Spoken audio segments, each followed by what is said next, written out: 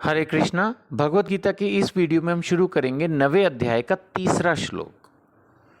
भगवान कह रहे हैं, परंतप जो लोग भक्ति में श्रद्धा नहीं रखते वे मुझे प्राप्त नहीं कर पाते। हो सकता है बहुत सारे लोग हों इस धरती पर, इस दुनिया में, जो किसी के कहने से भक्ति का दिखावा कर रहे हैं, ज़बरदस्ती ना चाहते हुए में भी जप कर रहे हैं टेम्परेरली, या कंठी माला धारण कर ली, या ज़बरदस्ती एकादशी व्रत रख लिया, या ज़बरदस्ती शास्त्र पढ़ लिए, क्लासेस अटेंड कर ली, भगवान की सेवा पूजा अर्चना कर ली, मन ना करते हुए भी चाहते हुए भी दान कर दिया, ना चाहते हुए भी धाम यात्राएं कर ली। श्रद्धा नहीं है उनकी भगवान में। वो कह रहे हैं भाई मैं कर रहा हूँ। हो सकता है कि घर में पति जो है वो पत्नी के कहने पे कर रहा हो, या पत्नी पति के कहने पे कर रही हो, या बच्चे कोई माता पिता के कहने पे कर रहे हैं। श्रद्धा नहीं है, उनको लगता है भगवान कुछ नहीं है, या भगवत गीता पता नहीं किसने लिख दी, हमें तो पता नहीं भाई। कोई मतलब श्रद्धा नहीं भगवत गीता में, भगवान में, उनके संदेश में। संदेह से परिपूर्ण, या लगा लो संदेह भी नहीं है। संदेह तो होता है ना कि भाई गीता पता नहीं सही है कि गलत। कईयों को तो पूरा विश्वास है कि नहीं नहीं गीता ऐसे ही, बस किसी ने कुछ भी लिख दिया। तो वो कहाँ सुनना चाहेंगे गीता, कहाँ समझना चाहेंगे। लेकिन चलो ठीक है, कम से कम हमें दिक्कत नहीं आती, क्योंकि 7वें अध्याय में भगवान ने कहा हजारों में से कोई एक मुझे जानने की कोशिश करता है ना। सहस्त्रेषु भगवान ने कह दिया, और फिर उनमें से भी कोई एक जान पाता है तो चलो ठीक है। ये तो क्लियर हो गया कि अगर कम लोग भी भगवत गीता पढ़ रहे हैं तो ये बात तो भगवान ने पहले ही लिख दी। तो यहाँ पर बड़ा क्लियरली बताया जा रहा है कि जो लोग भक्ति में श्रद्धा नहीं रखते वे मुझे प्राप्त नहीं कर पाते। श्रद्धा के साथ भक्ति करनी होगी।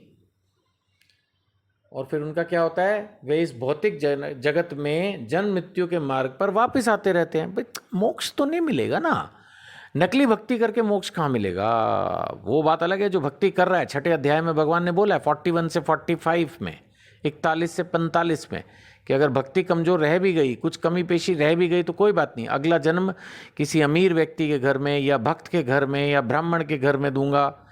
फिर दोबारा वहीं से चालू करोगे, जैसे भरत महाराज ने 3 जन्म लगाए। ऐसे आपको पूरा मौका मिलेगा, उसमें प्रॉब्लम नहीं आएगी। लेकिन हाँ, अगर आपको भगवान की भक्ति में श्रद्धा ही नहीं है, भगवत गीता में श्रद्धा ही नहीं है, कृष्ण में श्रद्धा ही नहीं है, तो फिर आप बताया जा रहा है कि वापस आते जाते ही रहोगे। राइट। तो ये था 9वें अध्याय का 3रा श्लोक।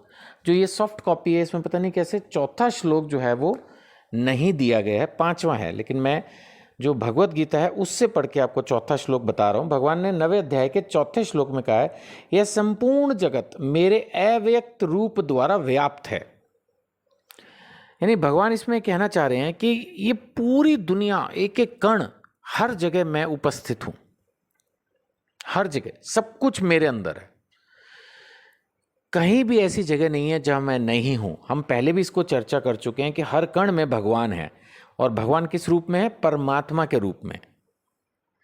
सो हर कण में परमात्मा है। भगवान ने इस पूरे जगत को कवर किया हुआ है, एंटायर क्रिएशन। संपूर्ण जगत मेरे अव्यक्त रूप द्वारा व्याप्त है। समस्त जीव मुझ में है किंतु मैं उनमें नहीं हूं। यानी ऐसा ना सोचें कि भाई भगवान हमारे जैसे सामान्य जीव हैं, और ना ये सोचें कि भाई मतलब हम उनके कंट्रोल में नहीं है। भगवान ने कहा ही है, मैं परम नियंता हूं। सो यहाँ पर भी भगवान 9वें अध्याय के 4थे श्लोक में यही बता रहे कि पूरे जगत में हर जगह मैं हूँ। सारे जीव जो हैं वो मुझ में ही हैं। यानी एक तरह से मुझसे ही उद्भूत है, मुझसे ही प्रकट है। मैं ही बीज देने वाला पिता हूँ, लेकिन मैं उनमें से एक नहीं हूँ। मैं हूँ एक डिफरेंट, अल्टीमेट, सुप्रीम पावर, सबसे मजबूत, सबसे पावरफुल। ये भगवान 9वें अध्याय के 4थे श्लोक में भी एस्टैब्लिश कर रहे हैं। सो भगवत गीता पढ़ते रहिए, समझते रहिए, आगे भी पढ़ते रहेंगे। अगले वीडियो में शुरू करेंगे 9वें अध्याय का 5वां श्लोक। धन्यवाद। हरे कृष्णा।